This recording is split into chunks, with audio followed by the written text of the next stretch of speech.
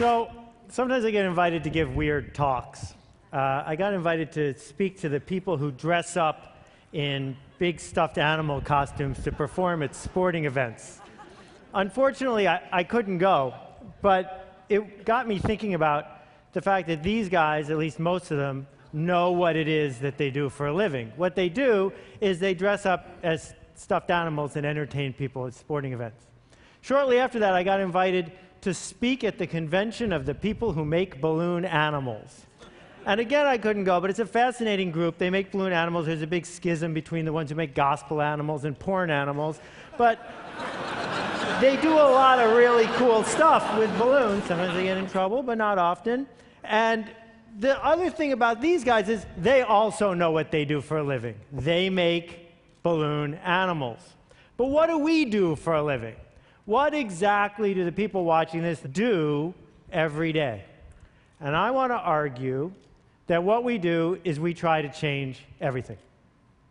That we try to find a piece of the status quo, something that bothers us, something that needs to be improved, something that's itching to be changed, and we change it. And we try to make big, permanent, important change. But we don't think about it that way, and we haven't spent a lot of time talking about what that process is like. And I've been studying it for a couple of years, and I want to share a couple stories with you today. First, about a guy named Nathan Winograd. Nathan was the #2 person at the San Francisco SPCA. And what you may not know about the history of the SPCA is it was founded to kill dogs and cats. Cities gave them a charter to get rid of the stray animals on the street and destroy them. And in a typical year, 4 million dogs and cats were killed, most of them within 24 hours of being scooped off the street.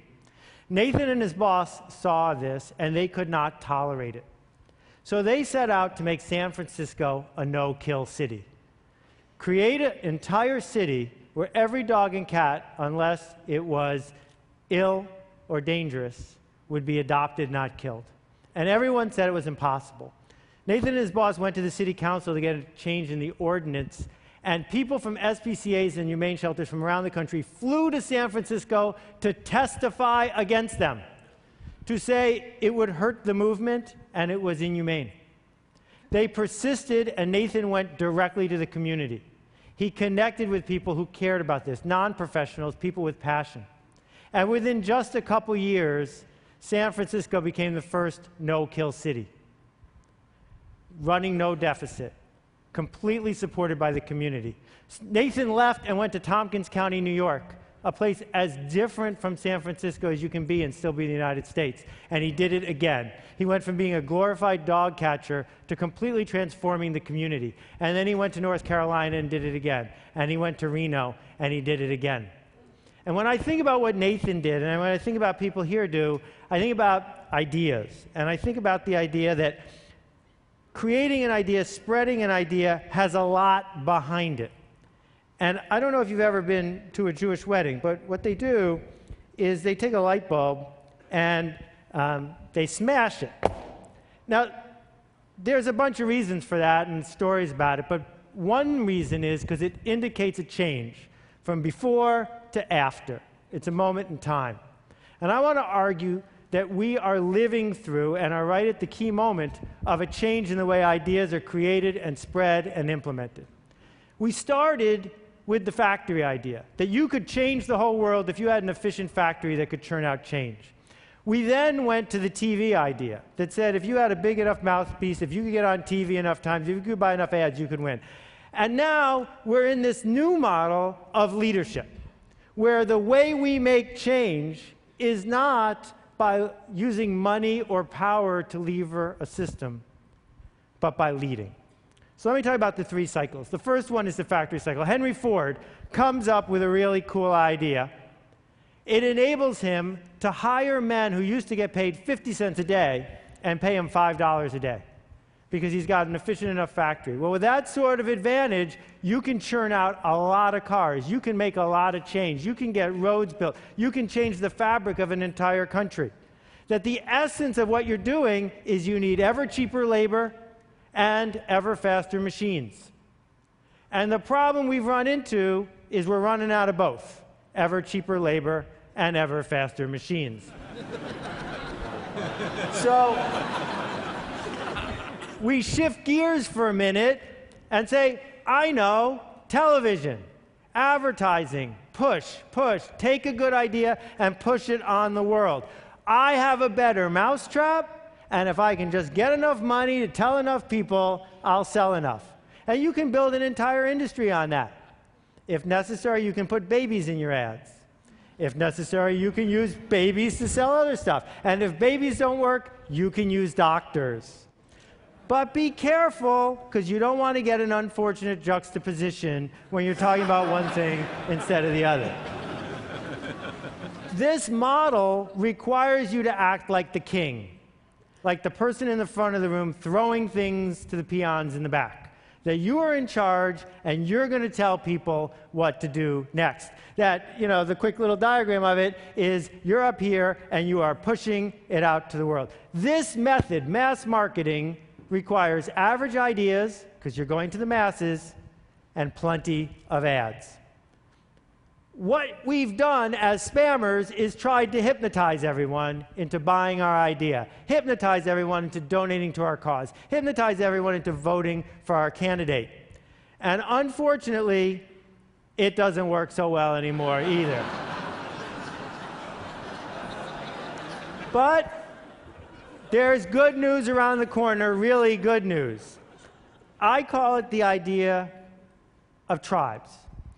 What tribes are is a very simple concept that goes back 50,000 years. It's about leading and connecting people and ideas. And it's something that people have wanted forever. Lots of people are used to having a spiritual tribe or a church tribe, having a work tribe, having a community tribe. But now, thanks to the internet, thanks to the explosion of mass media, thanks to a lot of other things that are bubbling through our society around the world, tribes are everywhere. The internet was supposed to homogenize everyone by connecting us all. Instead, what it's allowed is silos of interest. So you got the red hat ladies over here, you got the red hat triathletes over there. You got the organized armies over here, you got the disorganized rebels over here. You got people in white hats making food and people in white hats sailing boats. The point is that you can find Ukrainian folk dancers and connect with them because you want to be connected. That people on the fringes can find each other, connect, and go somewhere. Every town that has a volunteer fire department understands this way of thinking.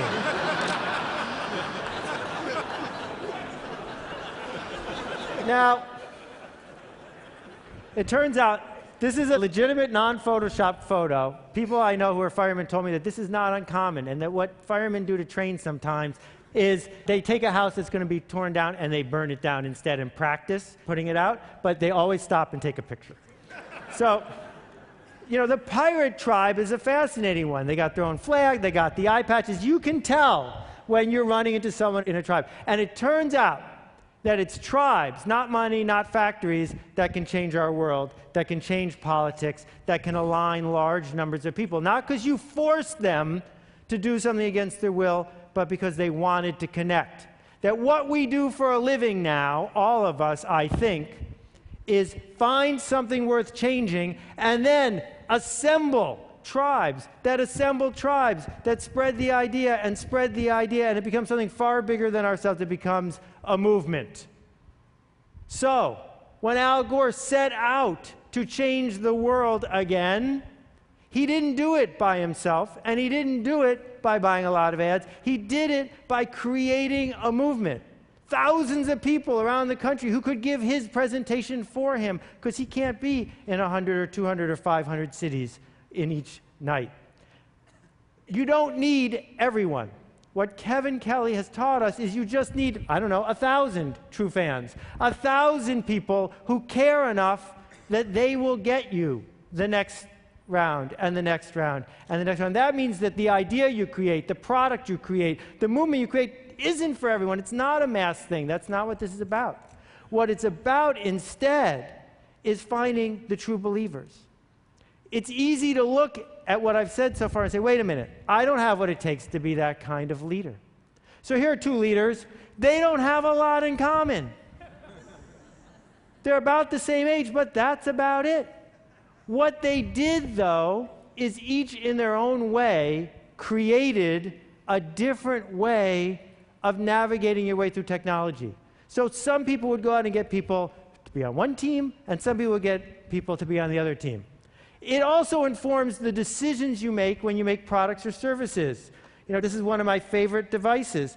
But what a shame that it's not organized to help authors create movements. What would happen if when you're using your Kindle, you could see the comments and quotes and notes from all the other people reading the same book as you in that moment, or from your book group, or from your friends, or from the circle you want? What would happen if authors or people with ideas could use version 2, which comes out on Monday, and use it to organize people who want to talk about something? Now, there's a million things I could share with you about the mechanics here, but let me just try a couple. The Beatles did not invent teenagers.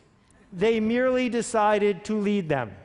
That most movements, most leadership that we're doing is about finding a group that's disconnected but already has a yearning, not persuading people to want something they don't have yet. When Diane Hatz worked on the Matrix, her video that spread all across the internet about the way farm animals are treated, she didn't invent the idea of being a vegan. She didn't invent the idea of caring about this issue, but she helped organize people and helped turn it into a movement. Hugo Chavez did not invent the disaffected middle and lower class of Venezuela. He merely led them. Bob Marley did not invent Rastafarians. He just stepped up and said, "Follow me." Derek Sivers invented CD Baby, which allowed independent musicians to have a place to sell their music without selling out to the man, to have a place to take the mission they already wanted to go to and connect with each other. What all these people have in common is that they are heretics. That heretics look at the status quo and say, this will not stand. I can't abide this status quo. I am willing to stand up and be counted and move things forward. I see what the status quo is. I don't like it. That instead of looking at all the little rules and following each one of them, that instead of being what I call a sheep walker, somebody who's half asleep, following instructions, keeping their head down, fitting in, every once in a while, someone stands up and says, not me. Someone stands up and says, this one's important. We need to organize around it. And not everyone will. But you don't need everyone. You just need a few people who will look at the rules, realize they make no sense, and realize how much they want to be connected. So Tony Hsieh does not run a shoe store. Zappos isn't a shoe store. Zappos is the one, the only, the best there ever was place for people who are into shoes to find each other, to talk about their passion, to connect with people who care more about customer service than making a nickel tomorrow. It can be something as prosaic as shoes and something as complicated as overthrowing a government. It's exactly the same behavior, though. What it requires, as Geraldine Carter has discovered, is to be able to say, I can't do this by myself, but if I can get other people to join my climate ride, then together we can get something that we all want. We're just waiting for someone to lead us. Michelle Kaufman has pioneered new ways of thinking about environmental architecture. She doesn't do it by quietly building one house at a time. She does it by telling a story to people who want to hear it, by connecting a tribe of people who are desperate to be connected to each other, by leading a movement and making change. And around and around and around it goes. So 3 questions I'd offer you. The first one is, who exactly are you upsetting? Because if you're not upsetting anyone, you're not changing the status quo. The second question is, who are you connecting? Because for a lot of people, that's what they're in it for. The connections that are being made one to the other. And the third one is, who are you leading? Because focusing on that part of it, not the mechanics of what you're building, but the who and the leading part is where change comes. So, Blake at Tom's Shoes had a very simple idea. What would happen if every time someone bought a pair of these shoes, I gave exactly the same pair to someone who doesn't even own a pair of shoes? This is not the story of how you get shelf space at Neiman Marcus. It's a story of a product that tells a story. And as you walk around with this remarkable pair of shoes and someone says, what are those? You get to tell the story on Blake's behalf, on behalf of the people who got the shoes. And suddenly it's not one pair of shoes or 100 pairs of shoes, it's tens of thousands of pairs of shoes. My friend Red Maxwell has spent the last 10 years fighting against juvenile diabetes. Not fighting the organization that's fighting it, fighting with them, leading them, connecting them, challenging the status quo because it's important to him. And the people he surrounds himself with need the connection. They need the leadership. It makes a difference. You don't need permission from people to lead them. But in case you do, here it is. They're waiting, we're waiting for you to show us where to go next. So here's what leaders have in common. The first thing is they challenge the status quo. They challenge what's currently there. The second thing is they build a culture, a secret language, a 7-second handshake, a way of knowing that you're in or out. They have curiosity about the people in the tribe, curiosity about outsiders. They're asking questions. They connect people to one another. Do you know what people want more than anything? They want to be missed. They want to be missed the day they don't show up. They want to be missed when they're gone. And tribe leaders can do that. And it's fascinating because all tribe leaders have charisma, but you don't need charisma to become a leader. Being a leader gives you charisma. And if you look and study the leaders who have succeeded, that's where charisma comes from the leading. And finally, they commit. They commit to the cause, they commit to the tribe, they commit to the people who are there. So I'd like you to do something for me, and I hope you'll think about it before you reject it out of hand. What I want you to do, it only takes 24 hours, is create a movement. Something that matters. Start. Do it. We need it. Thank you very much. I appreciate it. Thank you.